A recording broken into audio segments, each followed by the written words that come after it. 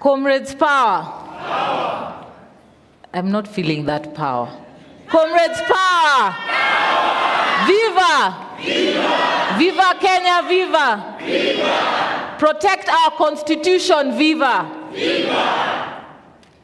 My fellow Kenyans, comrades and colleagues, for decades our country has faced endless spate of unresolved extrajudicial killings associated with political spectrum. I remember Law Society was involved in collecting evidence for the last Mandamano killings. To date, we are still demanding from IPOA, why haven't you tabled that report? Why haven't you held those policemen accountable?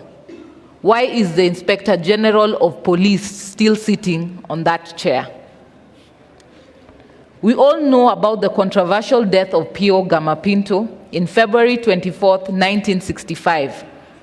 Very few will remember January 29, 1969, where Agwins Kodek, a pioneering Mau Mau lawyer, died in a car crash under mysterious circumstances. The families of Pinto and Agwins have never known justice, and the same fate befell Thomas Joseph Odhiambo Mboya on July 5, 1969. Have we forgotten J.M. Kariuki on March 2, 1975? Where is the truth about Bruce Roy Mackenzie's death on May 24, 1979? We are here today to stand for justice for victims. We do not want to leave any man behind. The stories of those who came before us, the different regimes, the different decades, are testament that when political stars and fights come to an end, there are bodies that are littered in the streets. There are bodies that are left for our kin to deal with. Yet no one knows justice. No one sees justice for those victims. I would go on until the cows come home. And you will all see that each regime in this country has had its fair share of assassinations in an attempt to eliminate persons perceived to be standing for something that the political class do not want. Killing of innocent Kenyans on the streets started with Mzee Jomo Kenyatta on the dark Saturday of October 25th in 1969, when Jomo's visit to Kisumu turned bloody. We all know how many Kenyans died during the struggle for multi-party democracy under Moi's 24-year rule. Abductions, torture, and painful deaths did not start with this regime. The police have merely inherited the vice from generation to generation. And we are saying, does it stop in this generation? Yes. Does it stop in this generation? Yes. It must end in this generation. No more abductions, no more extrajudicial killings. President Mwai Kibaki presided over the worst tide of killings. We cannot forget about the 2007-2008 post-election violence. And we do not ever want to go back there. Uhuru Kenyatta too was no different, because every year the local newspapers reported how many people disappeared mysteriously in the hands of law enforcement agencies. And just when we thought there was a new dawn in this country, new hope, a country where the head of state was brought in the mantra for the young people, a youthful leader, we have seen police disappointing this hope. And we are demanding from the head of state that his promise that there will be no extrajudicial killings in his tenure, in his reign, that he may hold truth to that. At least if for nothing else, let people not die for standing for their beliefs. Let people not be abducted for standing for what they believe is right. And we are still demanding from him to ensure that all those who have been involved are arrested and prosecuted before our courts of law. The civil societies are struggling to put together the data of injured people, both from gunshots, crude weapons, and attempts to follow up on missing persons. We know that there are families that are still reeling in pain and anguish, and yet we want to move forward. We want to move forward, but we want to move forward with justice for everyone. These families should not be struggling with paying medical bills, struggling with fundraising to bury their kin. Yet we have a state, we have a nation that the head of state has committed that they will be held accountable for each and every death, for each and every person who have been injured. I've visited people at Kenyatta National Hospital. Young men and women like you who now will never walk again. They have lost their hands. Where do they start? We cannot move on and forget them. For a nation to grow, we must move on together. And that is what we, the Law Society of Kenya, and coalition of all our partners here today are standing for. We want justice for each and every one of our members in this great country.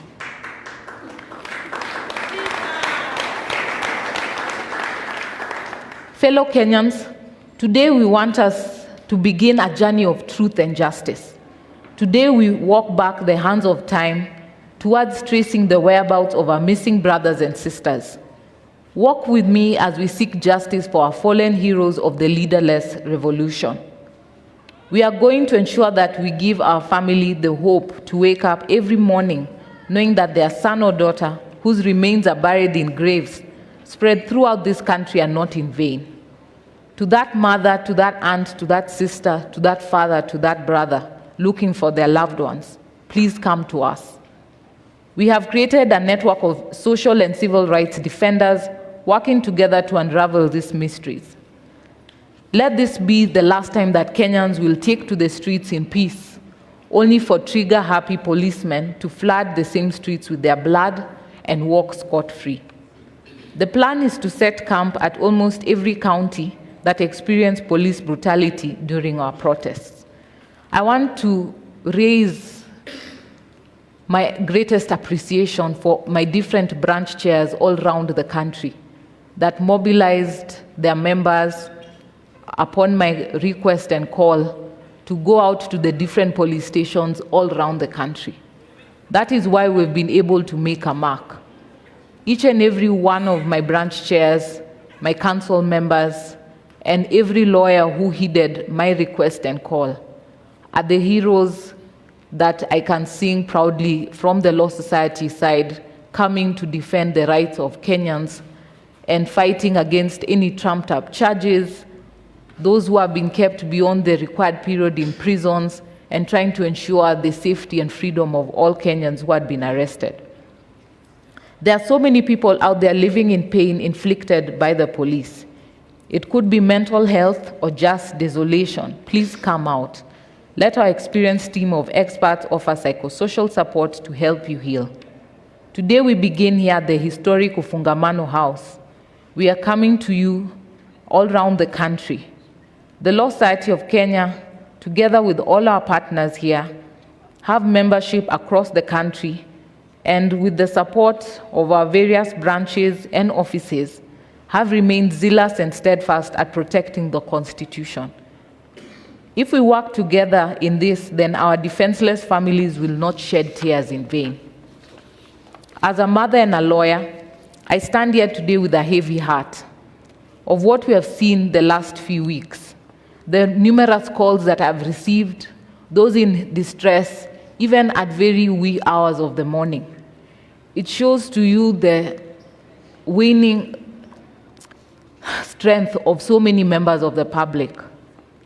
Though in fear, some struggling, some in despair, but yet our young generation are still coming out strongly and firmly, affirming that we are standing for accountability, transparency, we are fighting corruption.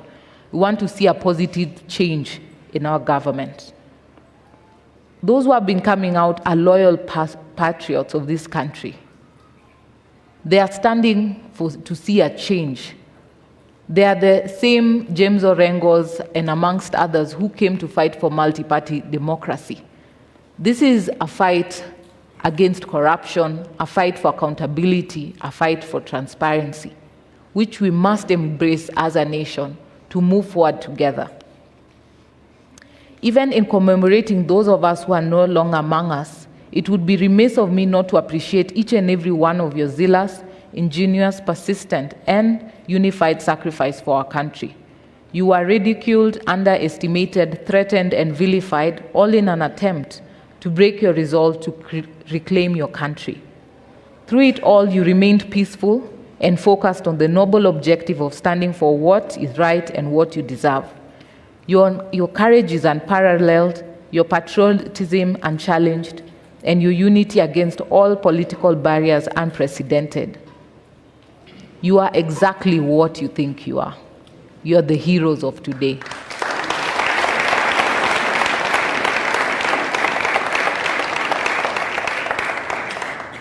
The irrefutable gains of what you people stand for shines a bright ray of hope upon the future of our country. If you do not believe it yet, allow me to confirm to you that you people have achieved what many dreamed of and wished for, but few realized.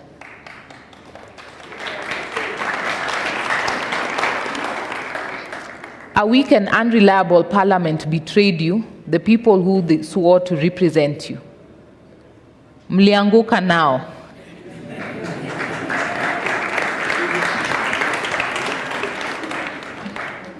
A punitive tax regime was forced down the throats of Kenyans despite public outcry against the repressive finance bill. Mlianguka nayo. The political elite unified to run Kenya down the rabbit hole of treachery and deceit to deviate you from your resolve to bring change to Kenya. Namely, an ineffective, incompetent, and arrogant cabinet represented impunity and refused to work for the people from whom the power they exercised. And once again, today marks a crucial step in our progressive journey towards real sustainable change for our country. This is the onset of a series of deliberations by sovereign citizens of Kenya to reflect on who, where, and what we are as a country. The preamble to our constitution defines who we are. Article 10 prescribes what we ought to be, and the entirety of our constitution in its brilliant magnificence envisions where we ought to be as a nation. However, time without number, those to whom we have bestowed power and trust to deliver to us the dream of Katiba 2010 have failed us. Tumewapatia lakini wamekataa kuperform. Kenya finds itself in a constitutional moment, one where the people have reclaimed their sovereignty and are ready to rid of any individual, institution, or entity that jeopardizes the well-being of the country and defies constitutional principles. What started as demonstrations against the Finance Bill 2024 has spun into a domino effect that gives us an opportunity for change that is ours to lose. Shida zetu zikianguka bado, lazima zimeingia one leg. It is thanks to this realization that the Law Society of Kenya, all our partners and stakeholders have taken the obvious step to join all of you in forging the path on which we want our country set. Thank you for embracing us. Thank you for allowing us to stand with you, and thank you for allowing us to be part of you.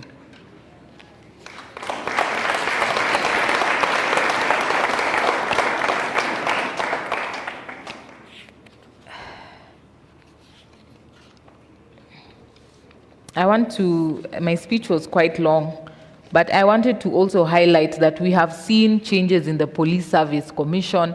We have seen so many trainings, but now we are saying we are going to hold you accountable. We are not going to sit and start discussing a way forward for training, better institutions for police. It's time for accountability. It's time that those who have been given power and have abused it to be held accountable. That's why we are here today, to count everyone and ensure no one is left behind. That when we are challenged that who are these people, where were they hurt, which place, we'll be able to table credible evidence as advocates and our different partners, that we'll be able to put this at the table. That should be part of the discussion. Any dialogue must start with information and telling us these number of people that we have collected, this data, what are you doing about it? And we know that IPOA will be coming today, that IPOA may also take responsibility and take that mantle. We will not allow you to continue to fail us as a people of Kenya. You must also take up your place and hold any police officers that have been identified, have been seen. You can't tell us that you cannot find them, yet our Gen Zs, our millennials, our youth, our fellow Kenyans are able to trace them and to find their details and have shared them with you, but you refuse to do your work.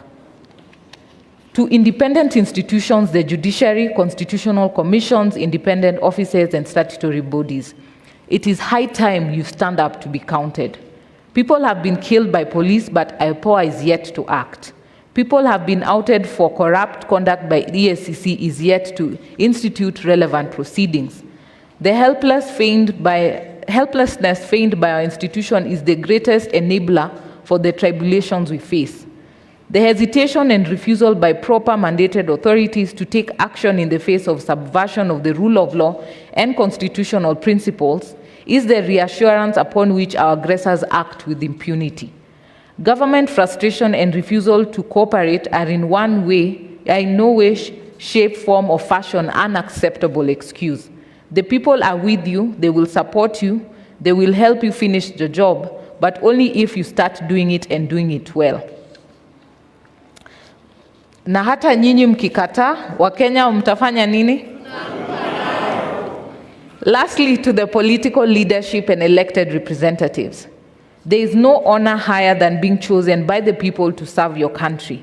That honor requires delicate, deliberate, impartial, and accountable exercise of that authority that is donated to you. Hubris and bravado are vices that have no place in the Kenya of today.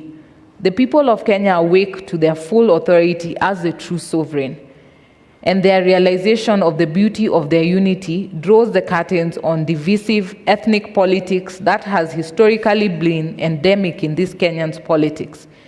It's time to become leaders, not rulers. It is time to represent and serve the people, not to be demigods desperate for constant praise and worship.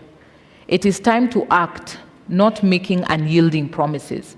Henceforth, contempt for the people will neither go unnoticed nor remain unresolved. Gen Z wame? Hii ni tofauti. Gen Z wamegotha? We will not believe, you will not believe. From the Law Society of Kenya and all our partners, we make our solemn understanding that what we have done over the last few weeks have been fueled by the strength we have drawn from your courage. For as long as you stand for what you believe is just, fair, and right before the law, we will stand for you and will fight for you. Join me in this final prayer, the prayer for our forefathers, the prayer of our nation. We say the first stanza of our national anthem in English. O God of all creation, bless this our land and nation. Justice be our shield and defender. May we dwell in unity, peace, and liberty. Plenty be found within our borders. I pray that God bless you and God bless Kenya.